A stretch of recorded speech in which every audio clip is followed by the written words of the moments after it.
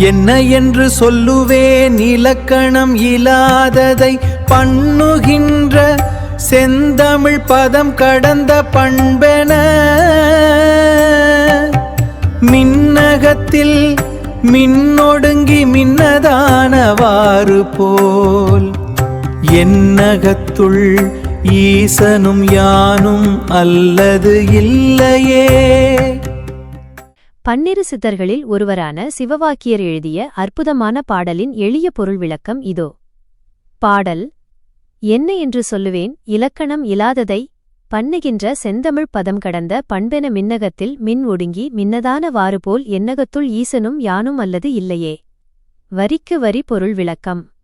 என்ன என்று சொல்லுவேன் இலக்கணம் இலாததை இறைவனின் தன்மையையும் சிவப்பெற்றின் மெய்ஞான அனுபவத்தையும் வார்த்தைகளாலோ அல்லது இலக்கண விதிகளாலோ வரம்பு கட்டி விளக்கிவிட முடியாது.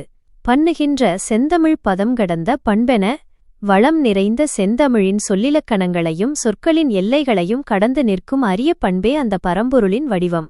மின்னகத்தில் மின் ஒடுங்கி மின்னதான வாறுபோல் வானத்தில் தோன்றும் மின்னலானது மீண்டும் அந்த வானத்திலேயே ஒடுங்கி மறைந்து ஒன்றுபடுவது போல என்னகத்துள் ஈசனும் யானும் அல்லது இல்லையே.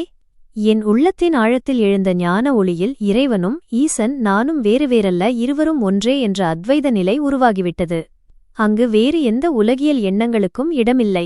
மையக் கருத்து இறைவன் எங்கோ வெளியில் இல்லை, நம் அகத்திற்குள் மனத்திற்குள்தான் இருக்கிறான்.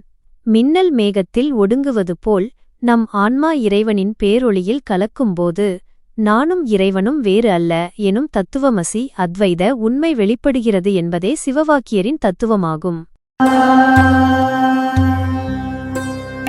என்ன என்று சொல்லுவேன் இலக்கணம் இலாததை பண்ணுகின்ற செந்தமிழ் பதம் கடந்த பண்பென மின்னகத்தில் மின்னொடுங்கி மின்னதானவாறு போல் என்னகத்துள் ஈசனும் யானும் அல்லது இல்லையே.